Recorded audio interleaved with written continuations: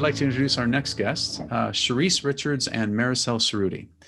So Charisse is currently the Chief Information Officer for the Judicial Branch of Arizona in Maricopa County, the country's fourth largest court system.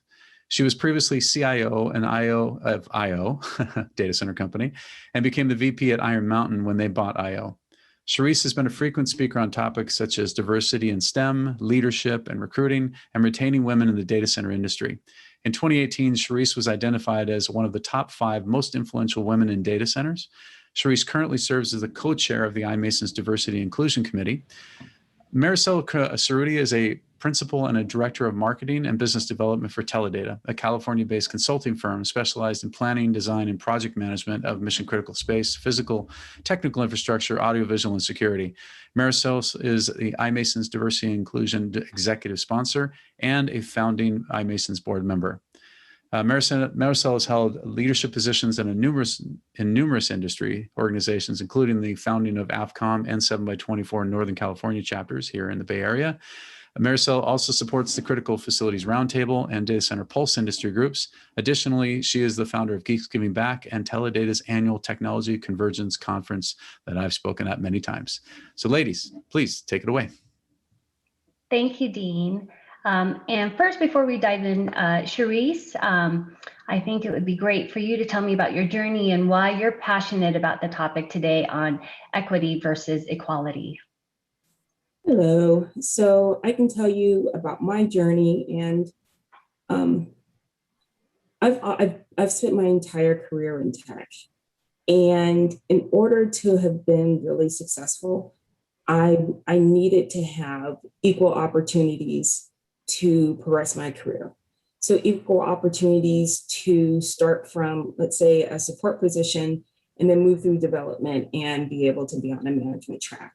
So to not be excluded from an opportunity like that helped me get to where I am. It's very important to me because as I progress, there's even less that look like me or less that look like you, right?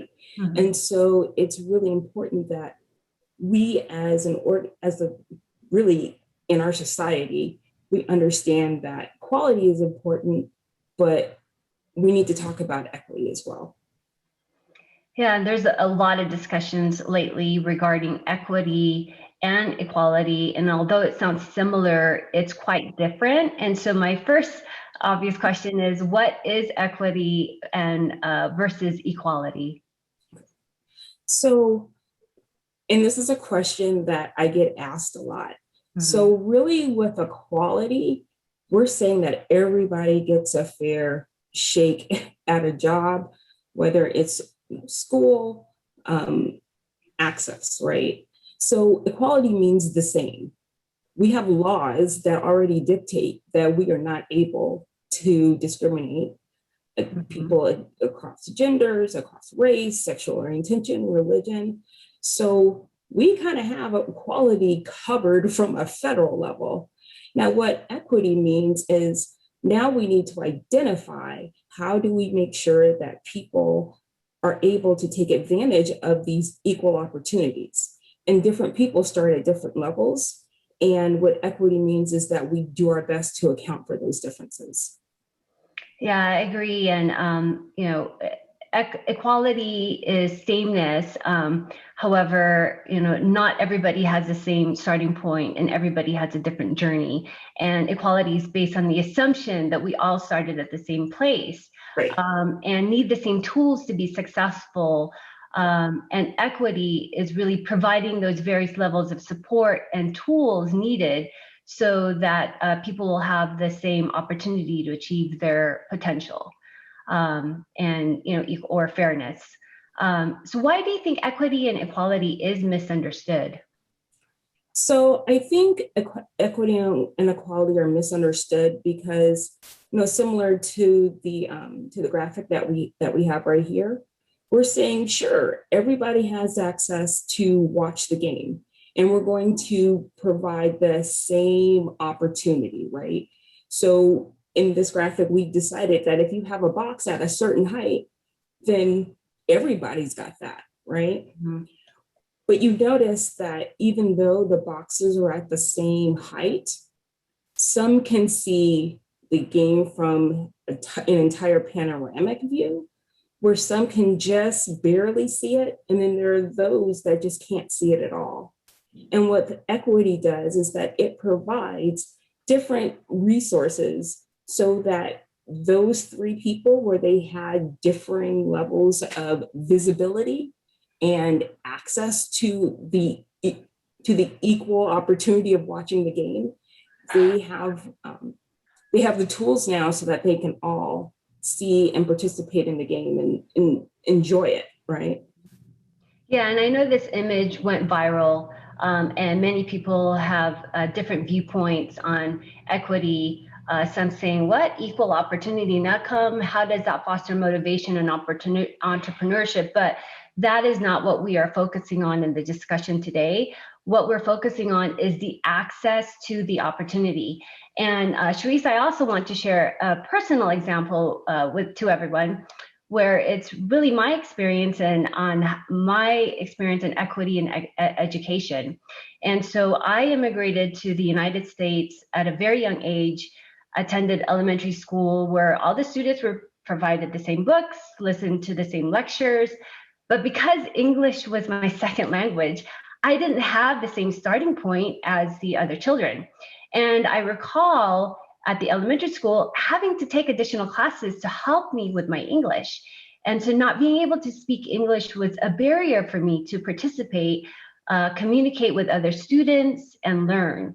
And by the school providing me with the right resources and tools and that additional help, it truly provided me the opportunity to participate. And what I discovered is language and education are transformative. And this gave me at a young age the foundation and the opportunity to truly achieve my potential. And so that helped me to give me a sense of self-worth. I graduated high school, of course, got a college degree, and now contributing to society. And so that's my personal journey and experience I wanted to share. How can organizations create a more equitable and equal workplace for people and creating a more diverse environment? So I think that's a great question.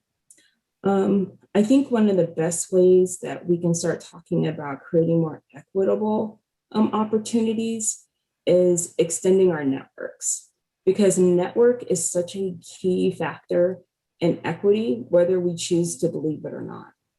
And so I think sharing our experiences, bringing access to those that may not typically have access to decision makers, right? Or to people that are inside that have wisdom that they can impart.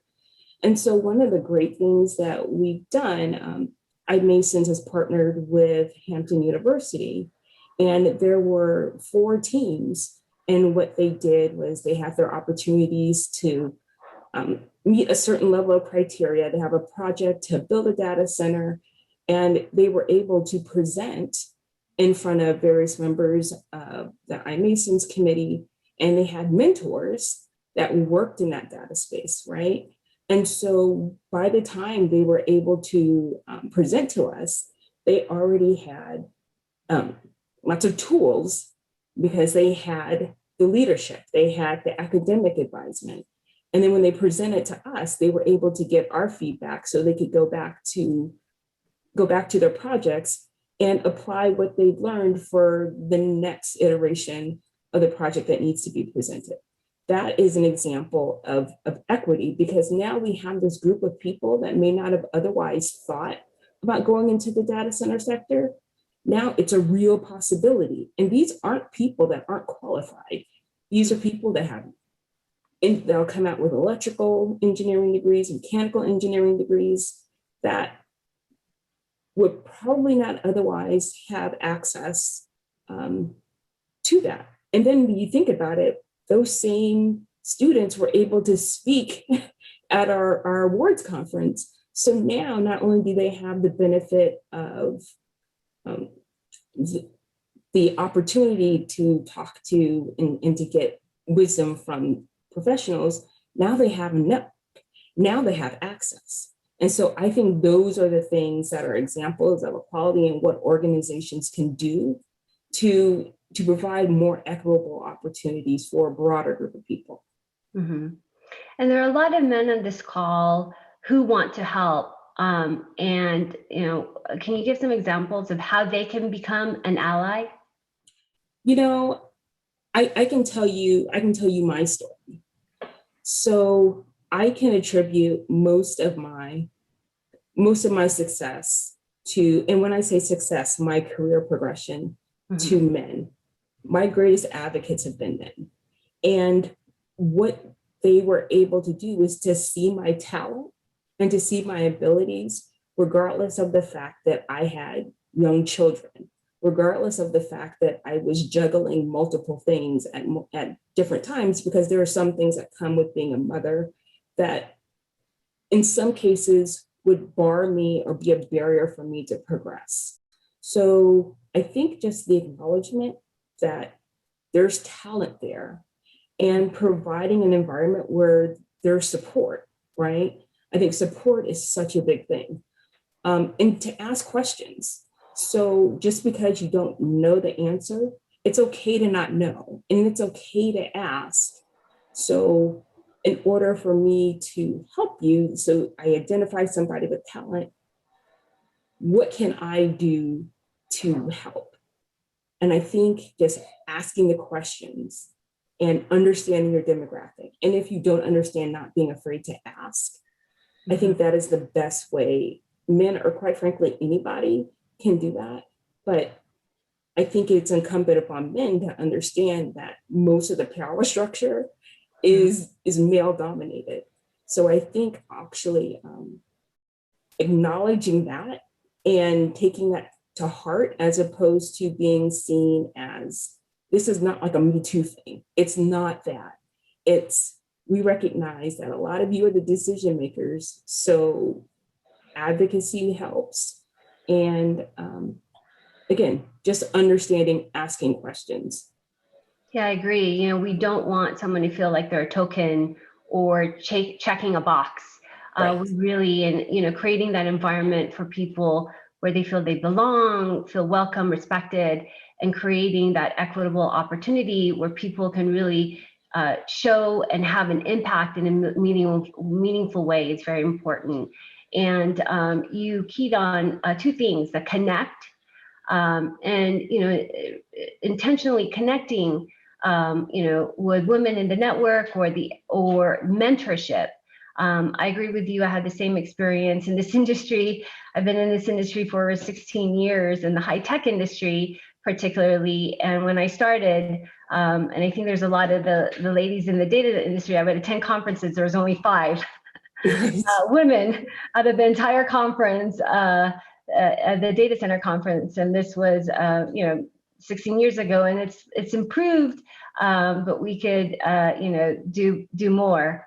And it was really the men, is people such as my mentor that I have that were allies, were co-founder of Teledata, as well as the principals who were owners. They're men, but they saw my value, and I met the milestones and goals and helped them diversify. And they gave me the opportunity to become a minority owner at Teledata, being in Teledata for 16 years. But they helped me with my career and helped me to move up within my organization. And so, but one of the things I recall when I asked the co-founder of the company, there's a lot of other people in the organization that has been in this organization longer than me. Why did you give me the opportunity? And he said, well, 1, you asked for it. Nobody else asked for it. And 2, it's because I saw your value. And obviously, it's hard work. Right. But it is that ally and creating that career path and believing in you. The other topic I also want to talk about is obviously, due to the pandemic, it's highlighted, the digital divide. People don't have access to the internet. And how can organizations help to get to that digital equity? So that's an awesome question, because of COVID, that's been a question and a situation that I've had to address pretty much since the inception. So what we did at the branch is that we created a virtual courtroom. And so essentially those types of functions that people would typically come into the building for, we created a virtual environment so they could participate in hearings from home or from wherever. And in doing the development and doing the design, one of the things that I had to talk about was we can't make this just a video conference only functionality because we can't assume that everybody has a phone with unlimited data. And so one of the things that we went back and did was we added that dial-in functionality because we need to think about broader demographics. So we have to think about those people that come into the door pre-COVID. We don't know what their situation is, and we can't penalize people for that. Mm-hmm. And so, again, I think it comes back to thinking about the broader demographic, the broader population, rather than those that are just right in front of our face, those that we can already relate to. We need to think about what population we're trying to serve, and then make sure that the services and the way that we design things address those types of situations. Yes, and we have like a couple minutes for questions if people want to throw that out as well. One that did jump up there was from Christian. He was talking about allyship, right, versus sponsorship. We have to be deliberate about that one. So that's what he was mentioning. Charisse, do you have any thoughts on that? So I think that, I think that's one of the hard things about achieving equality versus equity. And I think that's where people get hung up. You do have to be very deliberate about how you want to achieve it. So similar to the discussion that I just had about how we address that with the justice system, you have to try, you have to be empathetic, you have to think outside of your scope or your purview, right? And that's a stretch, right? Particularly for those of us that have been so embroiled into our sphere for so long. You have to say, in order for us to achieve equality, we have to put services, we have to put programs, we have to put things in place so that those that want to be able to take advantage of that opportunity, we need to be deliberate about what kind of programs. Are we going to mentor? Are we going to reach out to non-traditional applicants? Are we going to change our mindset from a hiring perspective? So again, to your point, those things have to be very deliberate rather than just saying everybody gets a chance.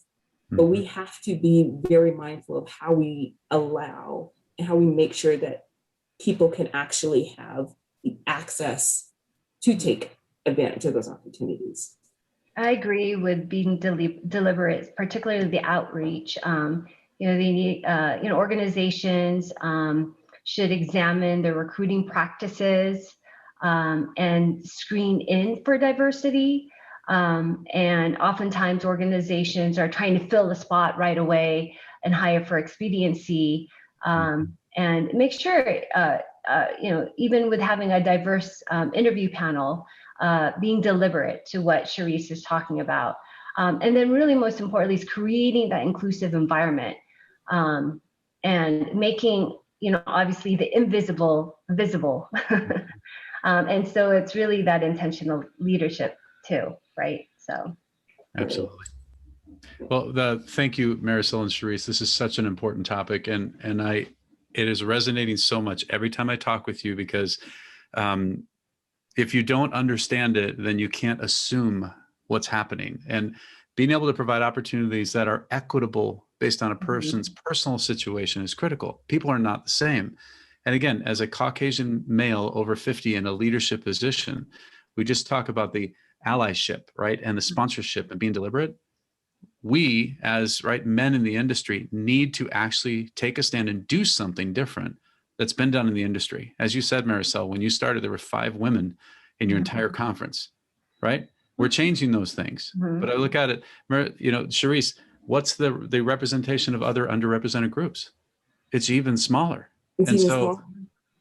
again, the equity part of it, it resonates so much with me. Mhm. On that side, now that I understand it. And it did take me a bit first to get it, right? So that picture and the discussions, and thank you, ladies, for your education for me.